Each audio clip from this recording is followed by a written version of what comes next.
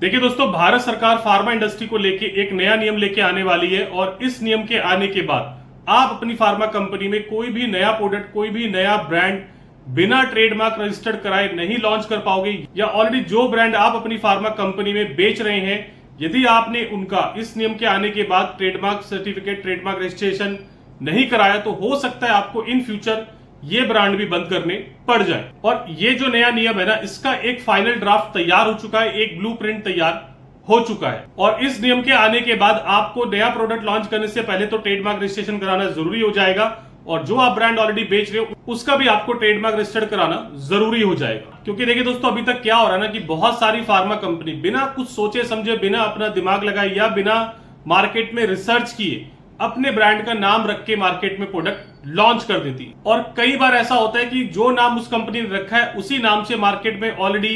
कोई और कंपनी दवा बना के बेच रही होती है, या उस नाम से मिलते जुलते नाम से बहुत सारे मार्केट में ब्रांड ऑलरेडी अवेलेबल होते हैं। और इसी नाम की डुप्लीकेसी या कंफ्यूजन के चक्कर में कई बार एक पेशेंट को बहुत ज्यादा नुकसान उठाना पड़ता है। और इसका ना दोस्तों, मैं आपको एक एग्जांपल देके बताता हूं, और ये ना मेरा खुद का अपना एग्जांपल है कि जब मैंने अपनी फार्मा कंपनी शुरुआत में लॉन्च की थी तो मेरे साथ भी ये कंफ्यूजन नाम को लेके हुई थी, जिसकी वजह से पेशेंट को तो नुकसान उठाना पड़ा, लेकिन मुझे भी काफी ज्यादा नुकसान उस समय हुआ था। और वो किस्सा क्या था दोस्तों, कि जब मैंने अपनी फार्मा कंपनी में एक मल्टीविटामिन लॉन्च किया जिसके अंदर कॉम्बिनेशन था omega 3 fatty acid and lycopene. मैंने क्या करा, ओमेगा 3 फैटी एसिड से मेगा ले लिया और लाइकोपिन से मैंने पीन उठा लिया, और इस तरीके से मैंने अपना ब्रांड का नाम रख दिया मेगा पिन। लेकिन जब मैं ये अपना मेगा पिन एंटीऑक्सीडेंट डॉक्टर के चैम्बर में लेके गया, डॉक्टर से मैंने प्रिस्क्रिप्शन लिया, तो एज ए मल्टीविटामिन डॉक्टर इसको 10 दिन, 15 दिन या कई बार पेशेंट को 1 महीने तक के लिए प्रिस्क्राइब कर रहे थे। और उस समय मार्केट में ऑलरेडी एक ब्रांड मेगा पेन के नाम से एग्जिस्ट करता था, जो कि एक काफी रिनाउंड कंपनी का ब्रांड था।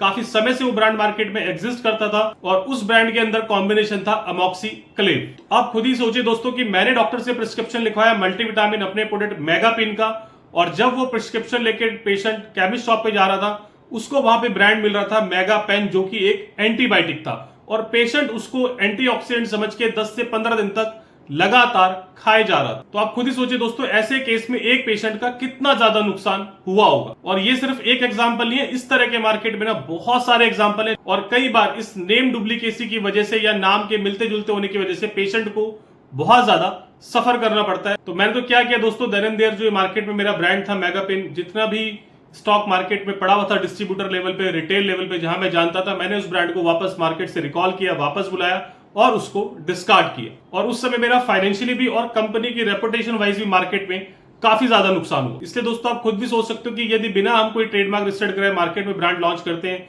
तो इससे पेशेंट का तो नुकसान है ही, एज ए कंपनी हम लोगों का भी बहुत ज्यादा नुकसान है। और इसी सोच के साथ कि पेशेंट को इस तरह के नुकसान ना हो, सरकार ये नियम लेके आने वाली है। क्योंकि अभी भी अगर आप देखें तो मार्केट में ना इस तरह की चीजें, डुप्लीकेसी ऑफ नेम और या एक ब्रांड से मिलते जुलते नाम की जैसी प्रॉब्लम बहुत ज्यादा मार्केट में एग्जिस्ट कर रही है। इस नियम के तहत सरकार क्या तैयारी कर रही है कि सरकार एक पोर्टल डेवलप कर रही है सुगम पोर्टल के नाम से, और इस सुगम पोर्टल पे जितने भी मैन्युफैक्चरर है जो अपने लिए दूसरी फार्मा कंपनीज के दवाइयां बनाते हैं, वो उस सुगम पोर्टल पे जाके जितने भी वो ब्रांड मैन्युफैक्चर कर रहे हैं उनका ब्रांड नेम, उस ब्रांड के अंदर क्या कॉम्पोजिशन है और वो किस कंपनी के लिए मैन्युफैक्चर कर रहे हैं, उसकी कंप्लीट डिटेल उस सुगम पोर्टल पे वो पूरी डिटेल मैन्युफैक्चरर्स को अपलोड करनी होगी। यानी इस नियम के लागू होने के बाद यदि आप अपनी फार्मा कंपनी में कोई नया ब्रांड, कोई नया प्रोडक्ट लॉन्च करने जाओगे,